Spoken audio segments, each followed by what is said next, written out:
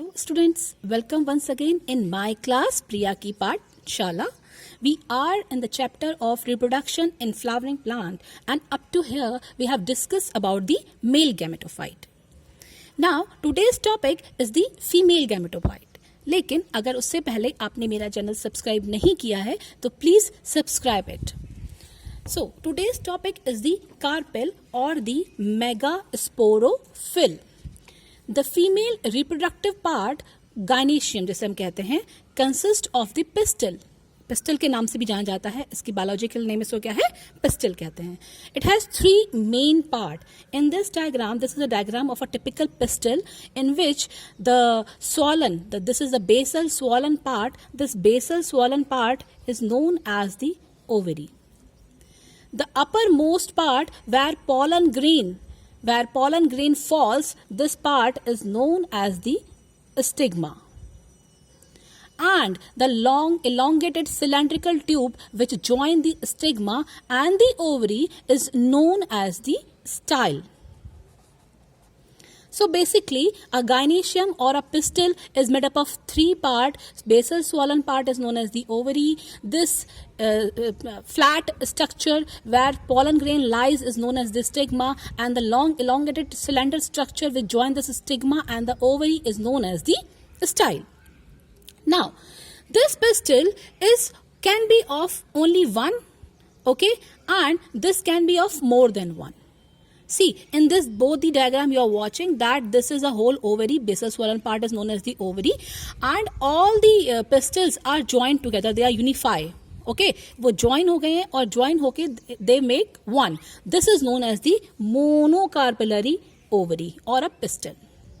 Now in this diagram you are seeing that all the multi petals कह सकते हैं. इसमें आप बेसिकली पेटल नहीं कहता, ये एक इसी का फ्लोरल पार्ट होता है. तो these all are different. Okay, in this they are united, in this they are united, in this they are free. So if they have more than one and they are free, so they are known as the multicarpellary and multicarpellary apocarpus. Okay, so if they are joined they are monocarpellary syncarpus. If they are free they are multicarpellary and they are apocarpus. So again a question from your examination point of view. What do you mean by syncarpus ovary? What do you mean by apocarpus ovary? Okay, so if all the pistil united they form this syncarpus, monocarpellary ovary. If all the petals are free they form the apocarpus ovary. Now the megasporangium or the ovule. Let's get the detailed study about the ovule. Okay, ये तो आपने बचपन से भी पढ़ के आए हैं आप, बट अब हमको जो पढ़ना है वो हमें पढ़ना है ओव्यूल के बारे में. See, there are 6 kind of arrangement. Okay, there are 6 kind of arrangement of the ovule, but the most common or most important in angiosperm is known as is known as the anatropous ovule. In this anatropous ovule, the ovule is upside down. मतलब उल्टा होता है, inverted होता है, मुड़ा हुआ होता है. Okay, this ovule is upside down. This is the most common ovule. Now see, this is a ovary. Okay, this is a ovary. ovary में कुछ पार्ट ऐसा होता है जहां से ये ovule join होता है. Suppose this is that part. Okay, so this part of ovary is known as the placenta. So हम किस नाम से जानते हैं? Placenta के नाम से जानते हैं. Now from this placenta only, this whole ovule जिससे बाद में सीड का निर्माण होता है, ओके, सीड फॉर्मेशन होती है, ये ज्वाइन करता है. अब समझ में आ गया आपको? सो ओवरी का बेसल पार्ट जहां से ओव्यूल ओवरी से ज्वाइन करेगा, that body part of ovary is known as the placenta. And this is the whole structure of an ovule which is also known as the anatropous mode of ovule, in which ovule is completely upside down, यानी कि पूरा उल्टा होता है, inverted होता है. Now let's get started about its description. Okay, about its description. Now this is the base of any ovule or any ovary. This base is known as the funiculus. इसको हम किस नाम से जानते हैं? फ्यूनिकल या फ्यूनिकुलस के नाम से जानते हैं. This is funicle. This funicle is a stock, generally वो एक स्टॉक है, एक वो एरिया है जहां से ये इस प्लेसेंटा से ज्वाइन करेगा. तो suppose this is the placenta, ये इससे ज्वाइन कर गया है, ठीक है, ये ओवरी थी, इससे ये प्लेसेंटा से ये ज्वाइन करा. तो this funicle is like a stock, first thing. Second, this notch you are watching, this funicle has two main part. First of all, this notch or this point is known as the hilum, H-I या hilum, H-I-L-U-M, hilum. Okay, it is a point of attachment of the, आप देख रहे हैं ये funicle और ovule की body का एक अटैचमेंट है जहां से दोनों ज्वाइन कर रहे हैं, हाइलम. नाउ दिस स्ट्रक्चर, कभी कभी क्या होता है या बेसिकली क्या होता है, ये एक लॉन्गिट्यूडनल रिज है जहां से ये फ्यूनिकल और बॉडी पूरा देख रहे हैं आप आपस में फ्यूज हो गए. यहाँ पे कहीं कोई गैप नहीं है ना कोई गैप. अगर सपोज ये है और हमारा ये फ्यूज हो जाए, पूरा ये जुड़ जाए, यहाँ के आप पे चिपक जाए, तो कोई गैप नहीं कहलाएगा. This part is known as the रैफे.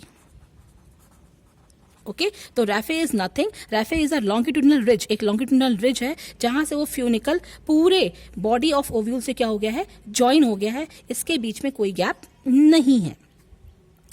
Next, this जो सेल्स आप ये देख रहे हैं, this is a mass of very parenchymous tissue. This tissues और this cell is known as nucellus, NUCELLUS. Very important because इसका फंक्शन पूछते हैं एग्जाम में. It provide nourishment to the female gameto, nourishment to the developing embryo. Okay, और a female gametophyte. First thing. Second thing, आप ये देख रहे हैं इसके अंदर कुछ है ना, तो जो इसके अंदर बॉडी है ये इसको भी न्यूट्रिशन प्रोवाइड करेगा प्लस प्रोटेक्शन देगा. So this structure is known as the embryo sac. Okay, this structure is known as the embryo sac, or this structure only forms later on the complete female gametophyte. Now, the outside covering which you are watching here, this is the outside covering.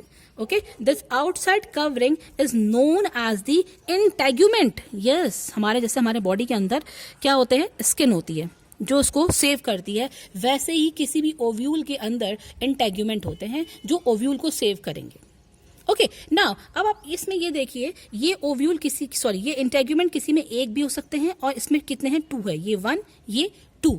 जिसमें 1 होगा उसको यूनिटेगमेंटेड कहेंगे, जिसमें 2 होगा उसको बायटेगमेंटेड कहेंगे. तो यहाँ पे आप ये देख रहे हैं, ये 1 इंटेग्यूमेंट है, ये 2 इंटेग्यूमेंट है, so it is a bitegmented ovule.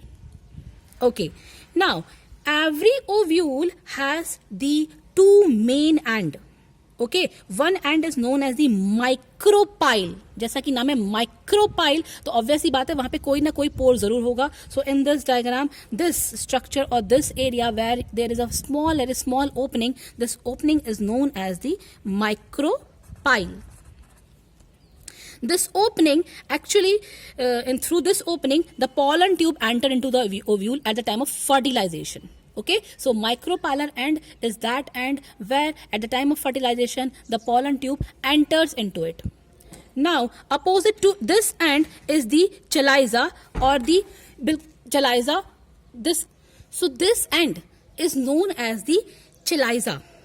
Okay, this is the place of origin of the integument. आप ये देख रहे हैं यहीं से इंटेग्यूमेंट क्या हो रहे हैं, निकल रहे हैं या बन रहे हैं. So this end is known as the chalazal end and this point is known as the chalaza. Again, a very important diagrammatic question for examination point of view. Again, we will discuss it that this is an anatropous ovule in which ovule is upside down, यानी कि बिल्कुल उल्टा है, inverted है. This ovule is joined with the help of funicle, which is a stalk from the placenta. यहाँ से जुड़ा हुआ है placenta के through. This funicle has 2 main part. First is hilum and second is the raphe. The hilum is the point where funicle join the ovule body. आप यहाँ से देख रहे हैं, यहाँ से जुड़ा हुआ है. Second is the raphe. This raphe is the longitudinal ridge, longitudinal ridge है जो पूरी इसकी बॉडी के साथ फ्यूज हो गया है, ज्वाइन कर गया है. Okay, then this ovule has 2 main integument or the layer surrounded it which provide the covering to it. This is known as the integument. This ovule has 2 main end. First is the open end or micropylar end where pollen grain enter at the time of fertilization. And second one is the basal end or the chaliceal end, जहां से हमारा nucellus का swollen part start होता है. This nucellus is made up of parenchymatous tissue which provide the nourishment to the developing embryo. This is the diagram of the embryo. Okay. Let's get to the another topic of this chapter is the megasporogenesis. As the name suggests, megasporogenesis is the process of formation of megaspore. Yes, megaspore. आपने पढ़ा था कि male gametophyte को हम किस नाम से जानते हैं? माइक्रोस्पोर के नाम से जानते हैं.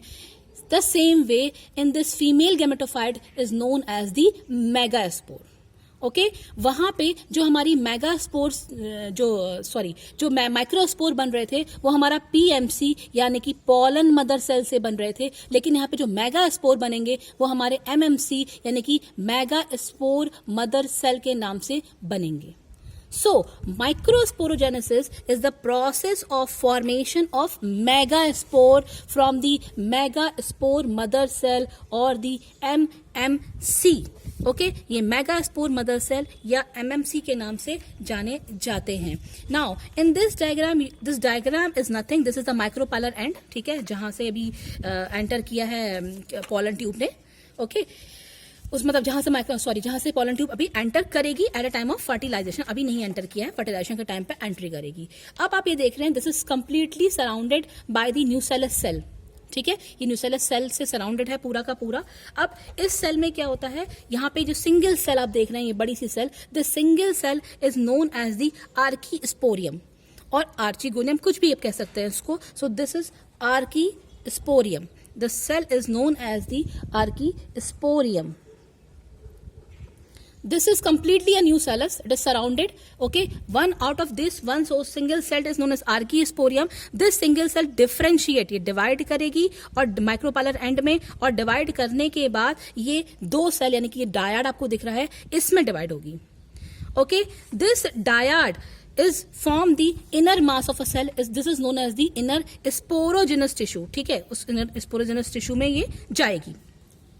Now, अब आप ये देख रहे हैं इस डायाड के बाद अगेन इनमें एक डिवीजन हो रहा है, और डिवीजन होने के बाद ये टेट्राड के फॉर्म में, यानी कि टेट्राड मतलब कि हाउ मेनी सेल्स, 1 2 3 4. तो now 4 cells are forming here. So this is the formation of the 4 different kind of a cell or a tetrad. Up to here and become meiosis 1 and meiosis 2 हो चुकी है. Okay, meiosis 1 always occur in a transverse plane, हमेशा एक transverse plane में हो रहा है, in which nuclear division is followed by the cell wall formation of the 2 dyad cell. तो यहाँ पे meiosis 1 हुई जहां पे कितनी सेल बनी है, 2 बनी है. फिर यहाँ पे meiosis 2 हुई है जहां पे 2 से कितनी बनी है, 4 बनी है, यानी कि लीनियर टेट्राड बन गया है. ये हमारा मैक्सिमम एंजियोस्पर्म में होता है. Okay, now out of these tetrad the 3 cells are degenerative, ये खत्म हो जाती हैं धीरे धीरे, and out of these 4 only 1 cell is able to divide. Okay, now this is known as the monosporic type of development, जहां पे 3 cell degenerate हो गई हैं और केवल 1 सेल ही डिवाइड कर रही है. Again a question, this is known as the monosporic development. Okay, तो यहाँ पे डेवलपमेंट कैसा हो रहा है, मोनोस्पोरिक, क्योंकि डिवीजन होने के बावजूद चारों की चारों सेल्स पार्टिसिपेट नहीं कर रही हैं. Out of these 4 only 1 cell is going to divide and later forming the embryo. Now, let's get to it. Now, this is known as the monosporic development. The remaining 3 cells are degenerative. Only the last cell, this is known as the functional cell. Okay, the functional haploid megaspore. तो आप देख रहे हैं अब ये size में और बड़ा हो गया है, और साइज में बड़ा होने के बाद इसमें 3 डिवीजन होंगे, 3 सक्सेसिव डिवीजन. दिस यहाँ से फर्स्ट डिवीजन हुआ, सिंगल सेल से डबल न्यूक्लियस बन गया है, फर्स्ट डिवीजन. सेकेंड डिवीजन हुआ, फिर 1 से 2 और इससे 2 बन गए हैं. अब देख रहे हैं यहाँ पे कहीं पे भी सेल वॉल फॉर्मेशन नहीं हो रही है, only nucleus will dividing. Okay, cell wall कहीं पे भी नहीं बन रही है, केवल क्या हो रहा है, न्यूक्लियस ही न्यूक्लियस डिवाइड करता जा रहा है. सो इन दिस 1 न्यूक्लियस से 2, 2 से 4 एंड 4 से वी आर गेटिंग 1 2 3 4 1 2 3 4 5 6 7 8 न्यूक्लियस हमारे पास आ गए हैं फाइनली. ओके, जब ये स्टेज आ जाएगी, जब ये स्टेज आ जाएगी तो इस स्टेज के बाद अब धीरे धीरे सेल वॉल फॉर्मेशन स्टार्ट होगी और इसके अंदर सेल्स बनेंगी. Okay, now let's discuss about these cell. Out of these 8 cell, the 4 produces egg apparatus. आप देख रहे हैं egg apparatus बनेगा 4 से, ठीक है. This is completely egg apparatus. So out of these 4 nucleus, they will form the egg apparatus or the secondary nucleus or the later on the embryo sac. So these two, this one is main one is known as the egg and these two जो side में आप देख रहे हैं, these are known as the synergids. ये क्या होते हैं?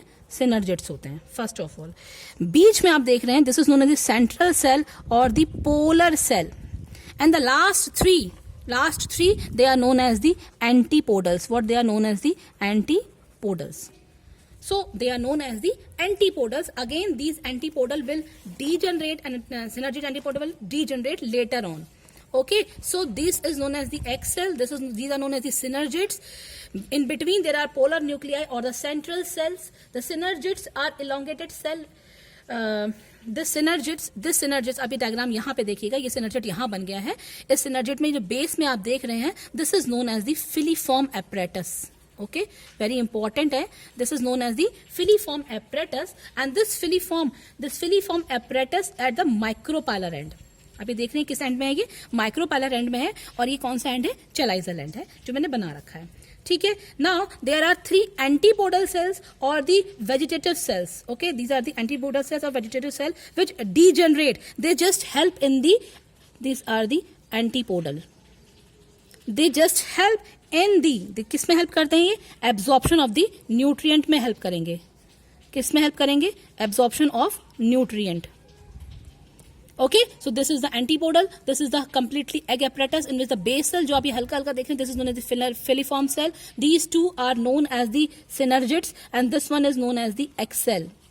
And the centermost cell is known as the polar cell. Now, अब एक चीज आप नोटिस करेंगे, इसमें हम काउंट करते हैं how many nucleus are here? 1, 2, 3, 4, 5, 6, 7, 8. This is 8 celled stage. लेकिन अगर हम यहाँ देखें तो 1, 2, 3, 4, 5, 6 and completely 1 cell. So this female gametophyte or the megaspore is completely 7-celled and 8 nucleate. Why? Because जो central cell है वो पूरी एक cell बन गई है, लेकिन उस एक cell में we have the 2 nucleus. So this completely embryo sac of female gametophyte is 7-celled, 8 nucleate. Very important for examination point of view.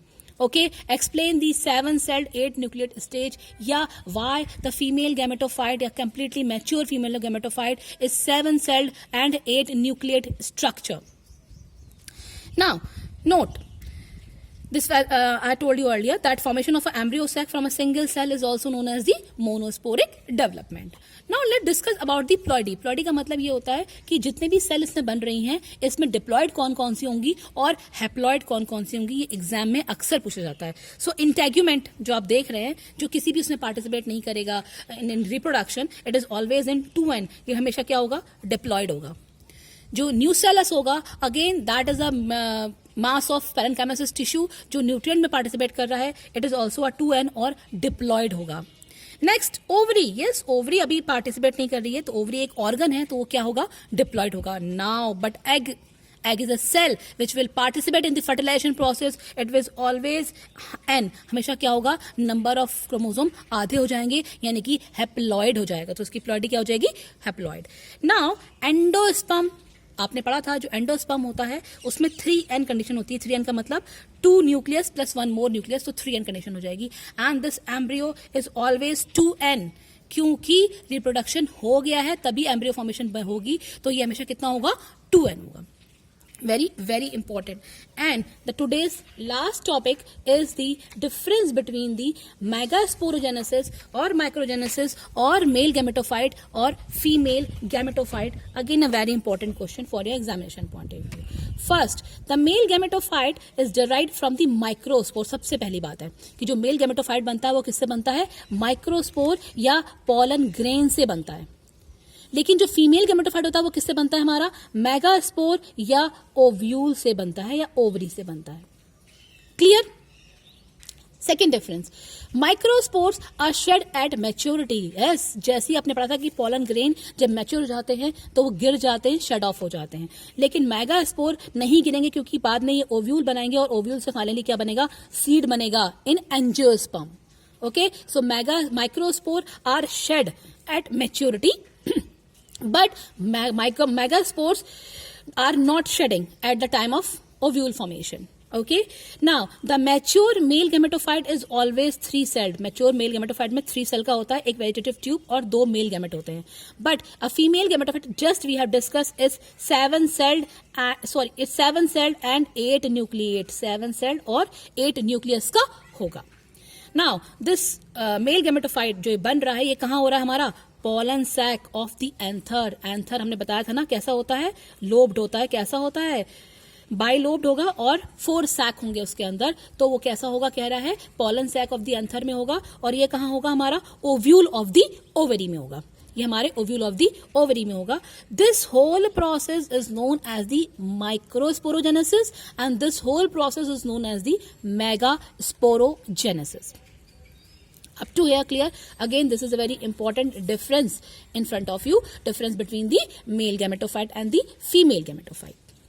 Now, one question I am giving you that if the diploid number of chromosome, ठीक है, यानी कि 2n की बात कर रहा है वो, if the diploid number of chromosome in an angiosperm plant is 18, कितना है इसका, 18 है, तो what would you expect in endosperm में कितना एक्सपेक्ट करेंगे और एम्ब्रियो में कितना एक्सपेक्ट करेंगे। Okay, just we have discuss that in embryo there is 3n, sorry in endosperm there is 3n, in an embryo there is 2n। तो सबसे पहले हमको क्या निकालना है, n निकालना है, तो n कितना आया यहाँ पे, 9 आया। कैसे आया, 18/2 वी गेट 9। अब n9 आया है तो 3n यानी कि 3 into 9 एंडोस्पर्म में कितनी प्लॉइड हो जाएगी, 27 नंबर ऑफ क्रोमोसोम हो जाएंगे। Okay, and in embryo it is 2n, तो 2 into 9 कितना रहेगा, 18 रहेगा यहाँ पे। Okay, so diploid number of chromosome in an angiosperm plant is 18, so in angiosperm plant is 18, so in endosperm it is 27। सबसे पहले आपको मेन प्लॉइड ही पता होना चाहिए कि डिप्लॉइड में कितने नंबर ऑफ क्रोमोसोम है। जब डिप्लॉइड में क्रोमोसोम पता होंगे तभी हम हैप्लॉइड में निकाल पाएंगे। Up to here clear? In my next video we will discuss about the various types of pollination and the pollinating agent. Till then learn all the point which I have given to you. If you have any query, please ask me in my box. Thank you and have a nice day.